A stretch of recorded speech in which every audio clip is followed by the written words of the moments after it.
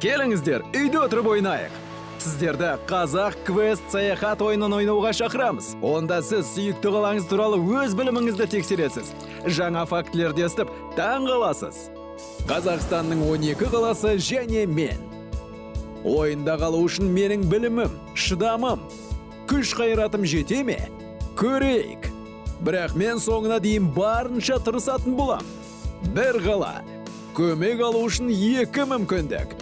3 тапсырма, 4 блиц сұрақ және қаланың ең көрікті 5 жері.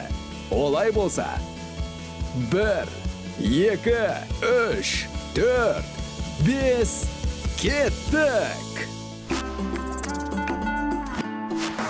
Өткен бағдарламада жүргізушіміз Еуропа мен Азияның тоғысқан жерінде орналасқан Қазақстанның мұнайлы астанасы Атырау қаласында болды.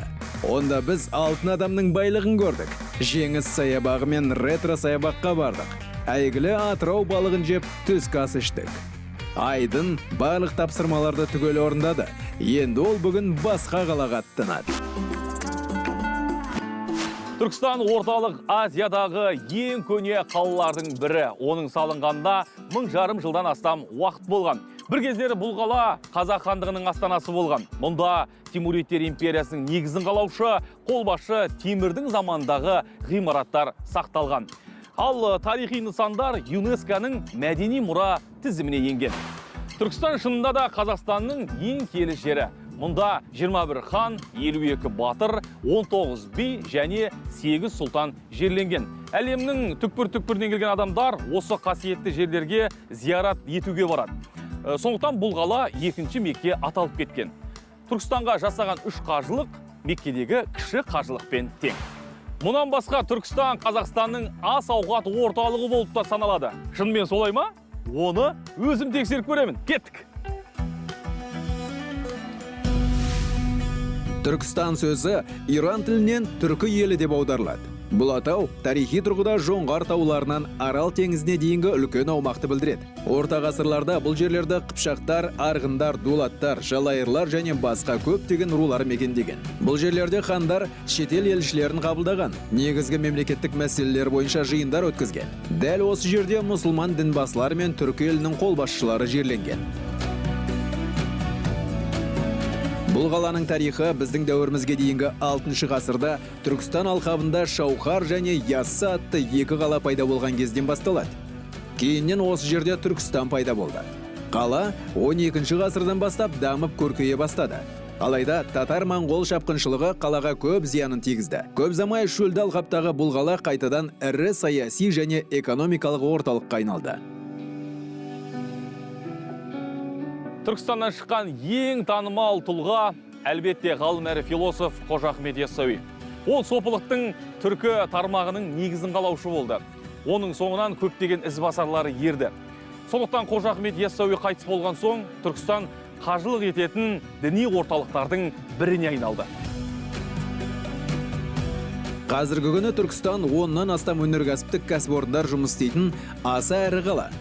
Олардың негізгі бөлігі мақта-мата өндіруге, киім және агро өнімдерді өндіруге маманданған. Қала халқы шамамен 170 мың адам. Жыл сайын Түркістанға көптеген саяхатшылар келеді. Біреулері қасиетті жерлерге зиярат ету үшін келеді, ал енді біреулері 1000 жылдан астам уақыт тұрған ежелгі қаланың тарихына көз жүгірту үшін аңыз әңгімелерін есту үшін барады.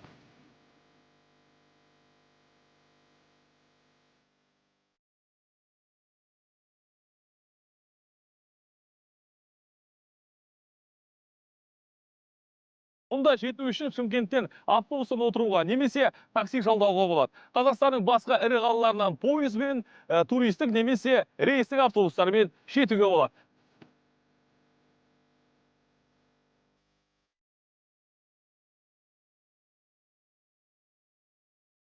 Айтпақшы, мен Шымкенттен бері қарай таксимен келдім. Жайлы жолмен жүруіме бар болғаны 2,5 сағат кетті. Шағын автобустардың бағасы 1500 теңгеден басталады. Ал такси әр орын үшін шамамен 2000-3000 теңге алады.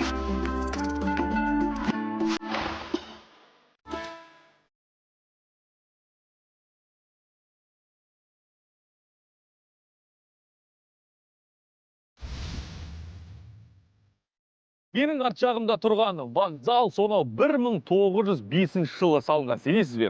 Содан кейін бір жылдан соң Қазақстанда теміржол көлігінің негізі қаланған. Дәл сол кезде ұзындығы 1600 километрден асатын Орынбор-Ташкент магистралының құрылысы басталған.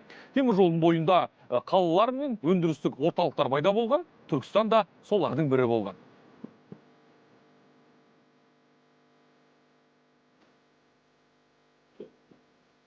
Мұна тұтқаларды қараңыздаршы. 100 жыл бұрында адамдар сапарға шығу үшін осы тұтқалардан ұстаған. Қызық, арыстан ба, жолбарыс па? Іште не барын көрейікші? Қазір бұл вокзалдың ғимараты Қазақстанның тарихи және мәдени ескерткіштерінің тізіміне енген.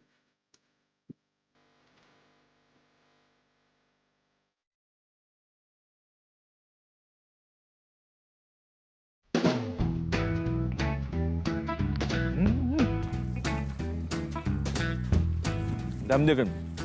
Егер 100 жылдық тарихы бар буфеттен тамақтанғыңыз келсе, міндетті түрде Түркістан вокзалына соғыңыз.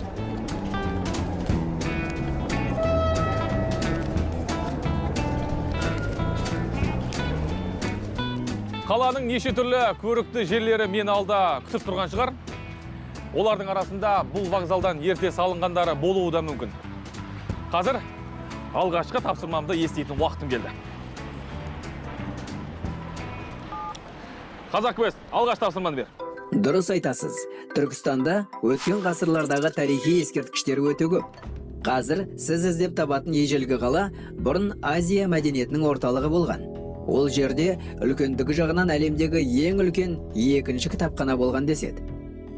Дәл осы жерде шығыстың ұлы ойшылы Әл-Фараби дүниеге келген. Жарты әлемді жаулаған Әмір Темірдің қаза тапқан жерде осы болған. Ал бұл қаланың күреуі Қазақстан тарихындағы ең қанды оқиғалардың бірі болды. Ежелгі қаланы іздеп табыңыз. Екінші тапсырма сізді сол жерде күтеді. Түркістан мен оның айналасында көне ескерткіштер мен ежелгі қалалар өте көп. Олардың барлығын қуана-қуана аралап шығар едім, бірақ оған уақытым тығыздау болып тұр. Сондықтан анықтаманы қолданайын.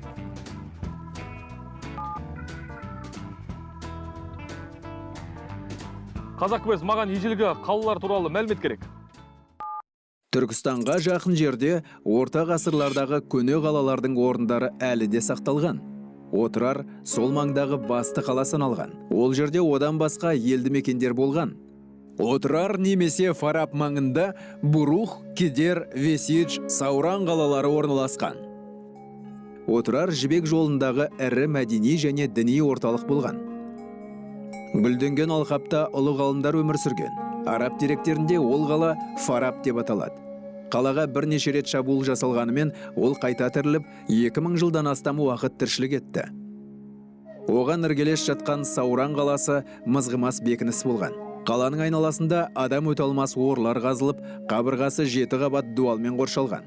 Сауранды тіпті Шыңғысхан да басып ала алмаған. Өйткені қаланың іргесі мықтап нығайтылып, жақсылап күзетілген. Тұра тұрыңыз. Араб жазбаларында Отырар қаласының Фарап деп аталған жазылған. Демек, Әл-Фараби осы жерде өмірге келген екен ғой? Дұрыс айтасыз. Ғалымның ныспысына қаланың тағы бір атауы Фарап қоса жазылады. Сопы ғалым сол қалада дүниеге келген. Ай, жарайсың Айдын. Ал Қазақ Квест, маған бағыт түзеп беріңіз. Мен дәл қазір Отырарға аттанамын. Бір кездері бұл жерде осы аумақтың Отырар деп, немесе араб деректерінде Фарап деп аталатын астанасы орын тепкен. Бұл батыстан шығысқа дейінгі жолдағы сауда торабы болған. Бұл аумақта бай жайылымдық жерлер мен ең бастысы тұщы су болды. Сондықтан көшпенділердің жиі көшетін жері болған.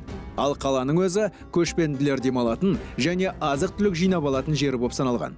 Сонымен қатар Отырар арқылы көптеген керуен жолдар өткен. Орналасқан жеріне қарай Отырар қаласы тез дамып, 12 ғасырда аймақтағы ең ірі қолөнер және өнер сауда орталығына айналды. Онда сарайлар, керуен сарайлары мен қала көшелері пайда болды. Орта ғасырлардағы араб ғалымдары өз еңбектерінде Отырарды Қазақстанның ғана емес, бүкіл орталық Азияның қуатты сауда-экономикалық мәдени орталығы болған деп жазған. Аңыз бойынша Отырар кітапханасы бар орта шығыстағы санаулы қалалардың бірі болған. Деректерге сүйенсек, Әбу Насыр Әл-Фараби негізін қалаған Отырар кітап қоймасында кем дегенде 33 мың том кітап болған. Және Александрия кітапханасы ғана көлемі жағынан одан асып түскен.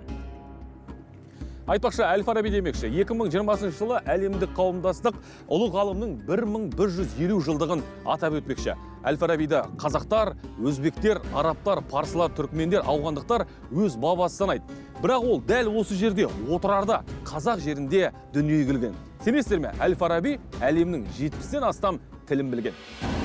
1218 жылы Отырар билігі қала тағдырына ғана емес, бүкіл тарихқа кері әсерін тигізген қатерлі әрекет жасады. 13 ғасырдың басында Шыңғыс хан Отырарға керуен жібереді. Керуенмен барған елшілер қала басшысына хабар жеткізеді.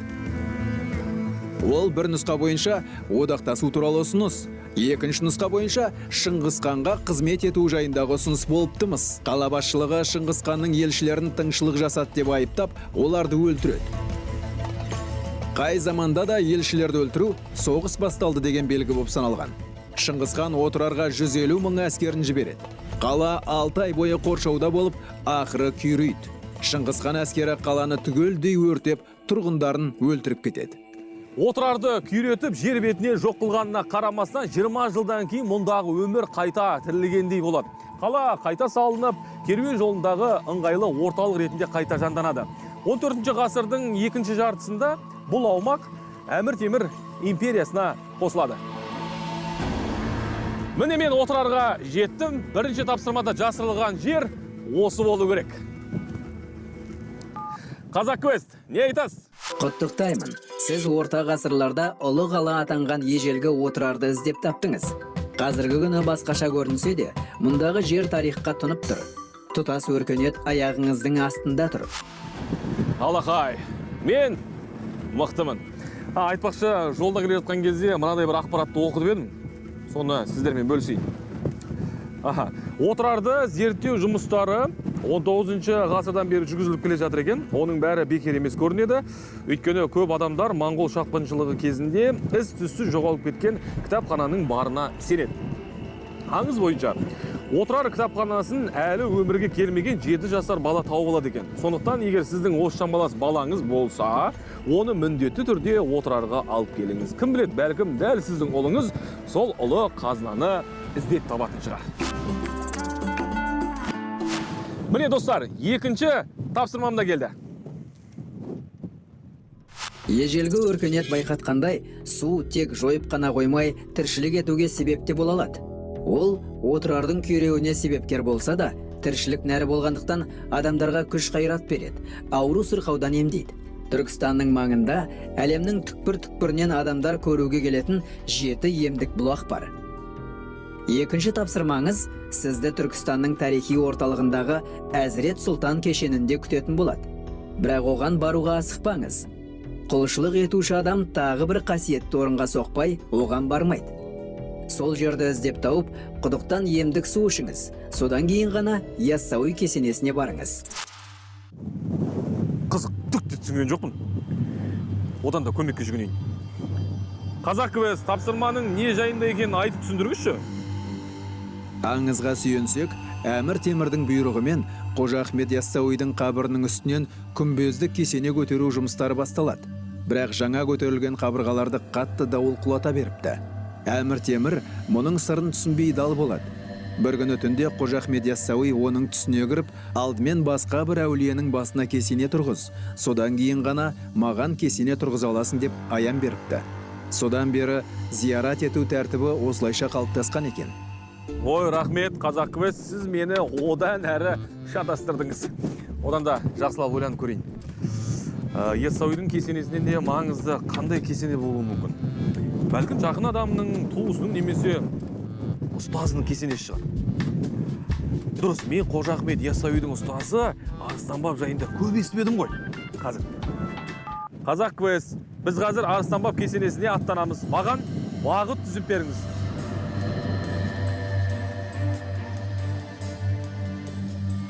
Түркістанды екінші Мекке деп те атайды.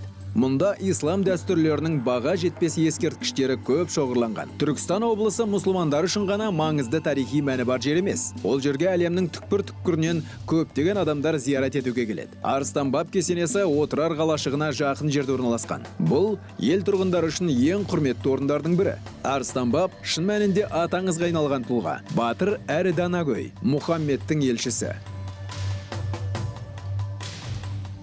Әмір Темір Арыстан баб кесенесінің құрылысын аяқтағаннан кейін, оның шәкіртінің кесенесін салуды бастайды. Қожа Ахмет Яссауи кесенесі төбесі көкшіл түспен жабылған, қамалға ұқсас үлкен музей болғандықтан, өзінің ауқымдылығымен таң қалдырады. Және Түркістанға келген адамдар соқпай кетпейтін қасиетті орын болып табылады.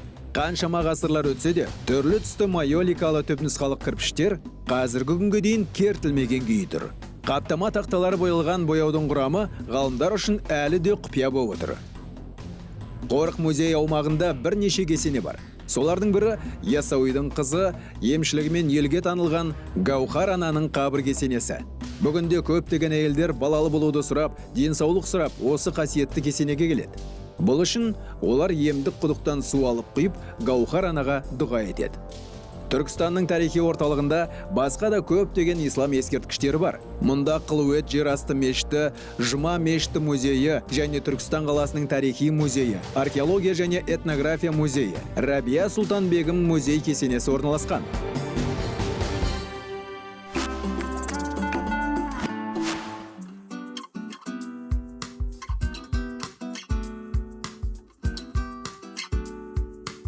Барар жерімізге жеткенше, тарихты есіңізге түсіріп, бірнеше сұраққа жауап беріңіз. Мұншама нәрсені естіп білгеннен кейін мен тарихшы емес, тарих ғылымдарының доктор атанатын шығармын. Көрейін.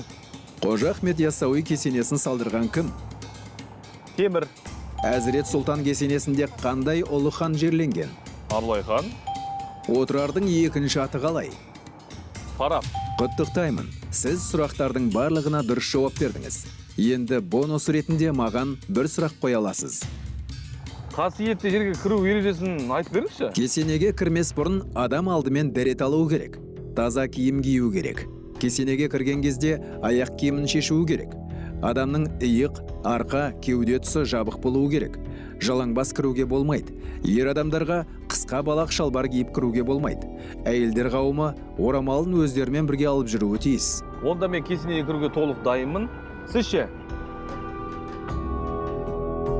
Арыстан баб ислам дінін түркі әлеміне таратушы, әрі уағыздаушы болған. Бірақ ол ең алдымен ұлы ойшыл, ақын, уағызшы және сопы Қожа Ахмет Яссауидің ұстазы әрі рухани тәлімгері ретінде тарихта қалған. Ол Мұхаммед пайғамбардың сахабасы болған деп саналады. Аңыздарға сүйенсек, Мұхаммед пайғамбар өзінің рухани жолын жалғастыратын адамға аманат беріп кетіпті. Бірде Алланың елшісі сахабаларымен бірге тамақтанып отырыпты. Сол кезде бір құрма жерге домалап түседі. Оны қолына алған Мұхаммед пайғамбар, бұл құрма сендерден 400 жылдан кейін өмірге келетін Ахмет есімді үмбеттің несібесі депті. Сөйтіп сахабаларынан бұл аманат құрманы кімнің табыстағысы келетінін сұрапты. Арыстан баб аманатты жеткізуге өзі тіленіп, Алла тағаладан өзінің өмір жасын ұзартуын сұрайды. Ол аманатқа қиянат жасамай, арып аршып, ұзақ сапар шеге жүріп, Ахметті іздейді. Бірде оған бір бала қарсы жолығып, аманатымды беріңізші, оның сізде екенін білем дейді. Бұл Қожа Ахмет Яссауи еді. Аманатты алған Ахмет, жұрт алдымен сізге түнесін, бізден тілесін депті. Арыстан бабқа түне Қожа Ахметтен тіле деген сөз содан бері халық арасында ұран ретінде тарап кеткен. Арыстан баб оны шәкірт етіп алады. Ол Құранды үйретуден басқа араб, парсы және түркі тілдерінен, өлең құрастыру мен музыка негіздерінен сабақ берген. Арыстан бабтың шын мәнінде кім болғанын дөп басып айту қиын. Тарихта оны біресе ел кезген әулие десе, енді бірде жергілікті билеуші болған деп те атайды. Аңыз бойынша ол ұзақ уақыт бойы жиһан кезіп жүріп, тылсым қабілетке ие болған деседі. Яғни арыстандардың тілін тауып, олардың үстіне мініп, еркін жүре алыпты. Бірақ арыстан баб бір ғана адам емес, тұтастай әулет болуы да мүмкін. Бұрын соп әулиелері солай аталған. Бұған қатысты қазақта отырарда 30 бап, сайрамдағы сансыз бап деген сөз бар. Өкінішке орай, Әмір Темір салған Арыстан баб кесенесі толық сақталмаған. Оны жер сілкінісі қиратқан. Кесене 3 рет қайта салынған.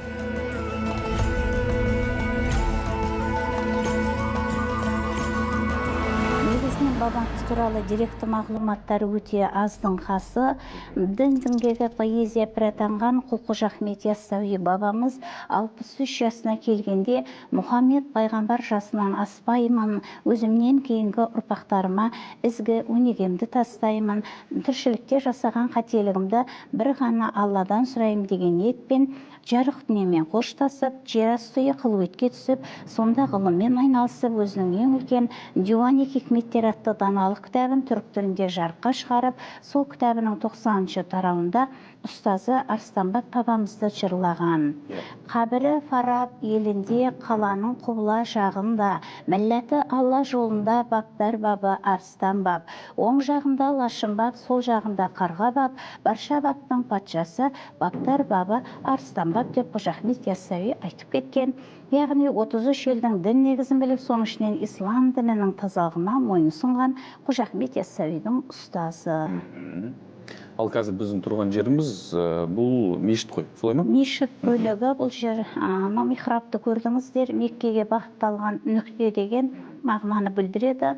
Күндіз келушілер осында 2 ракат мешіт ақысын, қона жатқан кісілер 5 уақыт намазын оқып, Алладан тілегін тілеп қайтып жатады. Маржан, рахмет, көп ақпарат алдық. Ал енді Арыстанбаптың жатқан жеріне барсақ бола ма? Жүріңіздер, Арыстанбап бабамыздың жатқан жайын көреміз. Жүріңіз.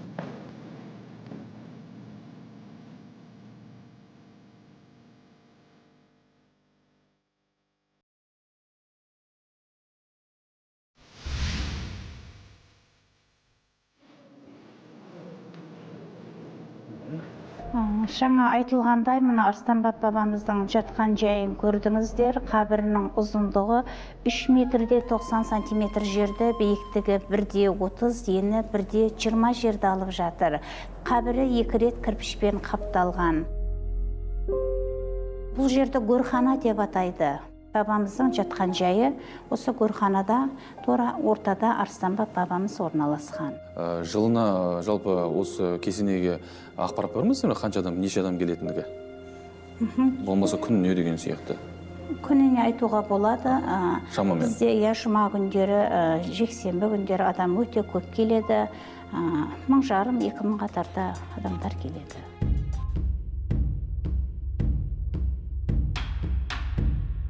Бұл қабірханада Арыстанбап бабамыздың шәкірттері Қарға бап, Лашынбап бабаларымыз жатыр. Арыстанбап бабамыздың шәкірттері болған, дін уағыздаушы, дін таратушы кісілер болған. Ал және оң жақта кіреберісте Шерімбет әздер бабамыздың қабірі жатыр. Осында келген зияратшыларға Құран бағыштап шырақ жаққан кісі болған. Ол енді зиярат етушілер міндетті түрде бұл кісілерге зиярат ету керек па? Яғни Құран бағыштау керек па? Бұл жерде енді Арыстанбап бабамызға арнайы Құран бағышталады, сонда бұл кісілер қоса айтылады. Маржан, барлығы түсінікті болды. Өз басым рухани ләззат алдым. Көрермендерге түсінікті болған шығар. Берген ақпаратыңызға рахмет. Қош сау болыңыз. Сау болыңыздар. Рахмет. Түркістанда да, оның айналасында да көптеген қасиетті құдықтар бар. Ең танымал құдықтардың бірі Ұлы Сопы Қожа Ахмет Яссауидің ұстазы Арыстанбап кесенесінде орналасқан.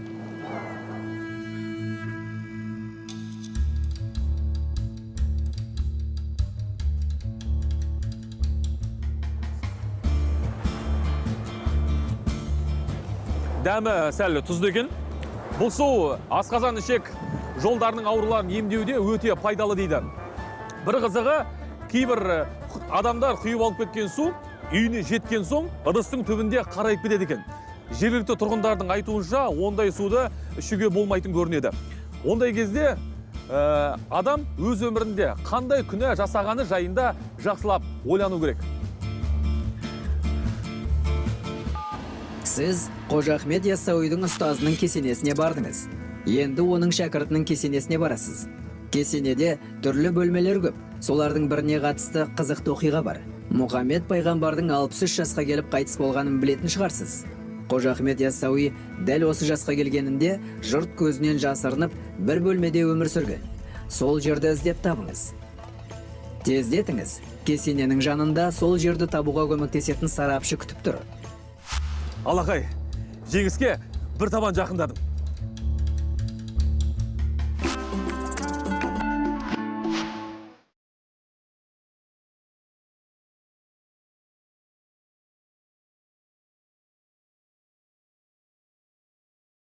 Мен Яссауи кесенесіндегі Әзірет Сұлтан кешенінде 150-ден астам нысан барын оқыдым. Бірақ оның бәрін жалғыз аралай алмаймын ғой. Бұл жағынан жолым болды. Маған бүгін Түркістан қаласын жақсы білетін азамат Бақберген көмектеседі. Міне, өзі келе жатыр. Ассалаумағалейкум, Бақберген. Уалейкум ассалам. Жағдайыңыз қалай? Жақсы, рахмет. Бақберген, сен маған қазақ квесті жасырған жұмбақты шешуге көмектесетін шығарсың. Екінші сұрақтың жауабын сенен артық білетін ешкім жоқ. Мен сізге Әзірет Сұлтан кешенін аралатайын. Жұмбағыңыздың жауабын сол кезде табатын шығарсыз. Әне бәрі сөйтеді. Өзің тап, өзің істе. Жарайды, жүр, аралап қайтайық. Біз қазір Әзірет Сұлтан кешенін аралаймыз. Бұл кешен 1991 жылы ашылды. Ондағы орталық нысан Қожа Ахмет Яссауи кесенесі. Айтпақшы, бұл ЮНЕСКО-ның әлемдік мұра тізіміне енгізілген Қазақстанның алғашқы ескерткіші. Музей аумағы шамамен 90 гектардай болады. Археологтар Әзірет Сұлтан мемлекеттік тарихи мәдени қорық музейінің аумағында жасырылған құпия-сырлардың көпшілігін әлі күнге дейін зерттеу үстінде. Мәселен, олар таяуда ғана көне Түркістан аумағындағы қазба жұмыстары кезінде 18-19 ғасырларға тиесілі керуен сарайды, шығыс моншасын, қыш цехы мен оқу орнын тапты. Айта кетейін, мұнда нысандар өте сирек кездеседі, ал мектеп Түркістан аумағынан табылған алғашқы оқу орны. Археологтар алдымен оны медресе деп ойлаған, бірақ зерттеу барысында оның екі бөлікке бөлінген мектеп екенін түсінген. Бірінші бөлікте ұлдар, ал екінші бөлікте қыздар оқыпты. Бұл мектепте сауат ашып үйренген оқушылар оны бітіргеннен кейін медресеге оқуға түскен. Біз Қожа Ахмет Яссауидің сопы ақын екенін, сопылық мектептің негізін қалаушы болғанын мектепте жүргенде оқыдық. Ол осы аймақтағы мұсылмандардың арасында өте беделді болған. Орта Азияда ислам дінін таратуда зор еңбек еткенін білеміз. Тіпті елдің бәрі оны қатты құрметтегені сондай. Мәдинада Мұхаммед, Түркістанда Қожа Ахмет деген қанатты сөз пайда болған. Ахмет Яссы қаласында дүниеге келген, оның анасы ерте дүние салған. Ал әкесі 7 жаста болған кезде өмірден өткен. Баланың алғашқы ұстазы мен тәрбиешісі Арыстанбап болды. Ол кісі қайтыс болғаннан кейін 17 жастағы Ахмет Яссы қаласына қайта келеді. Осы жастан бастап араб, шағатай, парсы, түркі тілдерінде өлең жаза бастайды. Шығыс поэзиясы мен әдебиетін зерттеуге кіріседі. Содан кейін Бұхара қаласындағы имам Юсуп Хамадани медресесінде білім алады.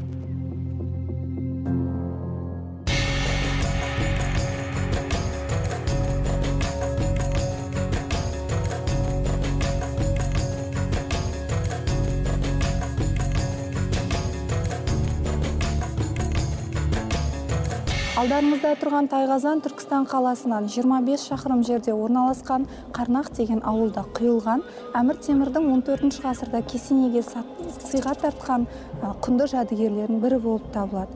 Бұл Тайқазанымыздың салмағы 2 тонна, сыйымдылығы 3000 литр. Еш уақытта да бұл қазанға тамақ пісірмеген, тек қана су үшін пайдаланған.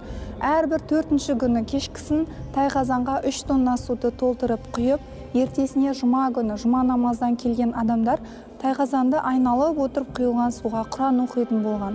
Құран оқылған су, ол дем салынған су деп тілектерін айтып, барлығы бірге бөлісіп ішіп отырады. Енді Тайқазанды байқасаңыздар, сыртында жоғарғы бөлігінде 3 қатар арабша жазу түскен. Бірінші қатарында қасиетті Тәубе сүресінен үзінді келтірілген, және пайғамбарымыз саллаллаху алейхи уассаламның хадисі бар. Кімде-кім Алла разылығы үшін су құятын ыдыс жасаса, ол адамға арнап Аллах жұмақтан хауыз орнатады делінген. Ал екінші қатарында 18 мәрте Мубарак бат деген жазу қайталанып келеді. Оның қазақ тіліндегі мағынасы құтты болсын Тайқазанымыз, берекелі болсын деген тілек ретінде жазылған. Сонымен қатар Тайқазанымызды құйған шебердің аты жөні Абдул-Азиз ибн Шарафуддин 1399 жыл 25 маусым деп біткен күні көрсетілген. Енді бұл Тайқазанның жоғарысында күмбез. Бұл күмбез Орта Азия мен Қазақстан бойынша ең биік күмбез. ішінен биіктігі 39, ал сырттан 41 метрді құрайды. Енді тек қана тайқазанымыз ғана емес, бұл кесенемізде сол 14 ғасырдан күні бүгінге дейін жеткен, сақталып жеткен құнды жәдігерлеріміз көп. Олардың ішінде кіреберісте тұрған үлкен қақпа есігіміз, және қабірхана есігі, Ахмет Яссауи бабамыздың жатқан мазаратының бөлмесі, сол есігі, және де мынау тұрған шырағдандар. Сонымен қатар бұл кесененің ішіндегі бөлмелермен қатар кесенеміздің сыртында да көруге болатын өте әдемі жерлеріміз бар, тарихи жерлер. Олар жерасты Қылует мешіті, Жұма мешіті, Ахмет Яссауидің тұрған үйі болған, 63 жастан кейін жер астына түсіп өмір сүрген жерасты Қылует мешіті, және сонымен қатар 16 ғасырдан сақталған Шығыс моншасы бар. Шығыс моншасы 16 ғасырда салынып, осы кесенеге келген зияратшылардың сол жерге кіріп, жуынып, тазарып кіру мақсатында салынған. 1975 жылға дейін ол моншамыз халыққа қызмет көрсеткен. Ішінде 5 бөлмесі бар, жуынатын бөлме, ыстық су және салқын су бөлмелері бөлек-бөлек орналасқан. Жуынатын жеке адамның өзі түсетін кішкентай тазалық бұрыштары, киінетін бөлмелерін көруге болады. Оның ішінде де 19-20 ғасырлардан қалған мыс ыдыстарды да сонымен қатар көріп тамашалауға болады.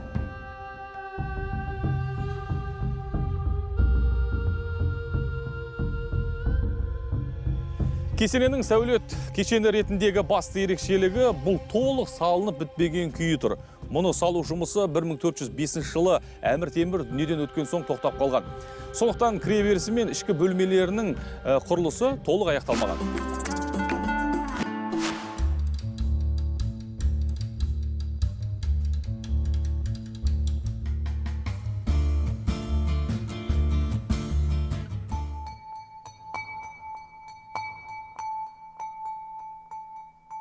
Дәл қазір біз бір ерекше жерде тұрмыз. Бұл Қылует жерасты мешіті. Жалпы Орта Азия мен Қазақстан аумағындағы мұндай мешіттер өте көп. Бұл мешіттің бір ерекшелігі Яссауи өз өмірін ақырына дейін осында өмір сүрген. Жалғыз ба? 63 жасында Мұхаммед пайғамбардың жасына жеткен Яссауи күннің көзін пайғамбардан артық көруге тиіс емеспін деп ойлап, өзін жерасты құжыраға қамаған. Ол осы Қылуетте қайтыс болған. Содан кейін әулие ретінде осында жерленген. Мен өзімнің екінші сұрағымның жауабын тапқан сияқтымын қазір. Қазақ Квест, Яссауидің өле-өлгенше жалғыз өмір сүрген жері Қылует.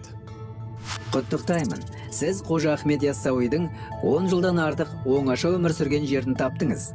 Ол қайтыс болғаннан кейін мыңдаған адамдар оған зиярат ету үшін Түркістанға келе бастаған. Әмір Темір бұл жерде кесене тұрғызғаннан кейін келушілер саны жыл санап артып отырған. Алақай, мен екінші тапсырмамды орындадым. Түркістандағы Қазақ Квест маған ұнап тұр. Саған рахмет.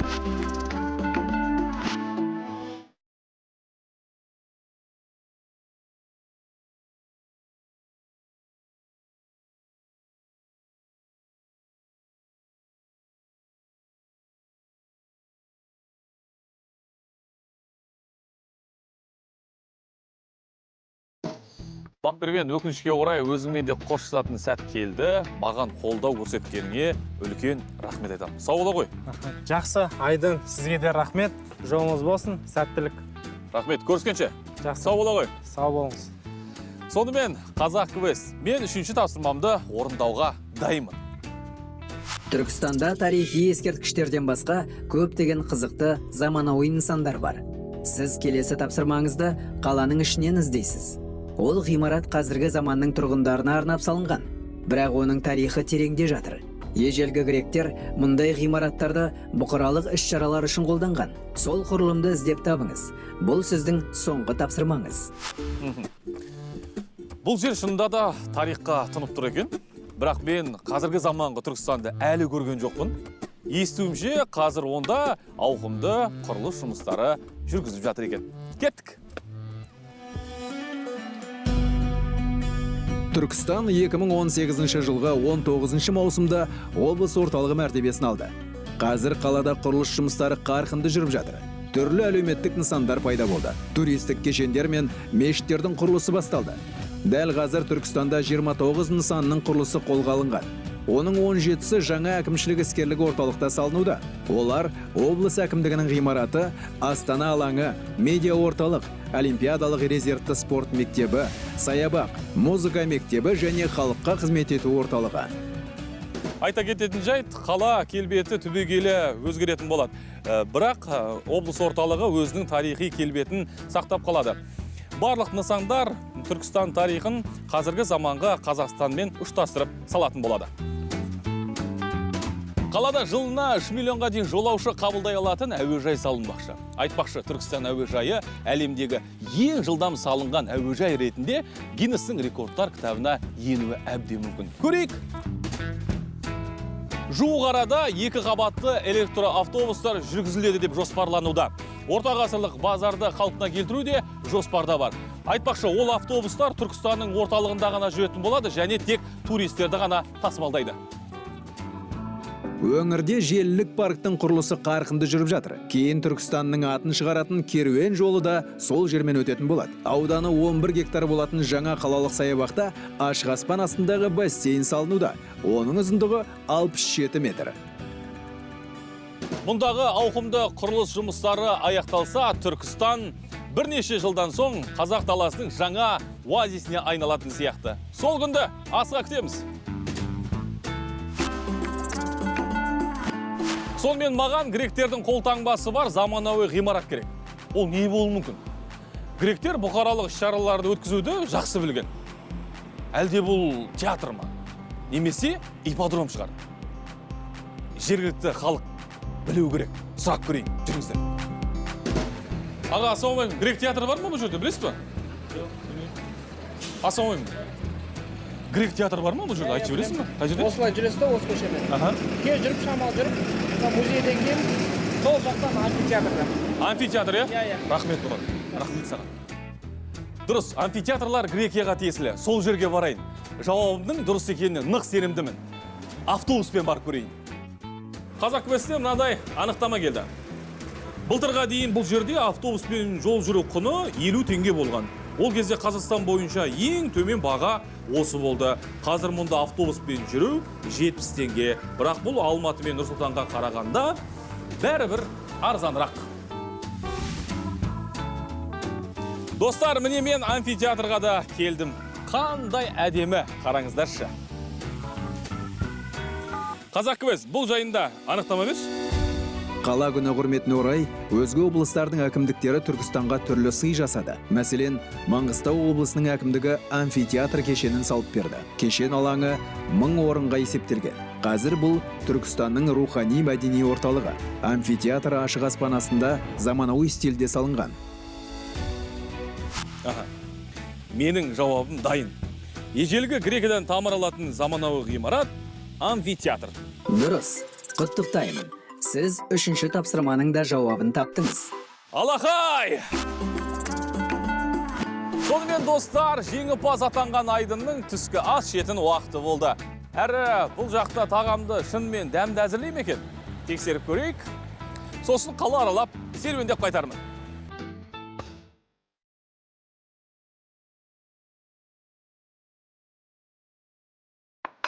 Рахмет сізге. Түркістанды Қазақстанның ас ауқат орталығы деп бекер айтпайды екен. Өзбектер әзірлеген мына палау мен самса өте дәмді сияқты. Бағасы да арзан. Мынаның барлығына бар жоғы 2000 теңгеге жетпейтін ақша төледім. Ал, дәмін көрейік.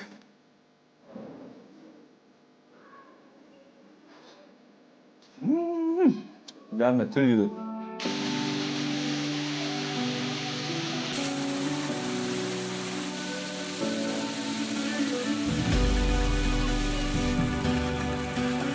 Айдынның кеңесіне құлақ ассаңыздар, бәрін тастаңыздар да Түркістанға келіңіздер. Мұнда сіздер киелі жерлерге барып, тарихпен сусындайсыздар. Түркістан шынында керемет қала! Түркістан әрбір кірпіші мыңдаған жылдық тарихты сақтап қалған ғажайып өлке.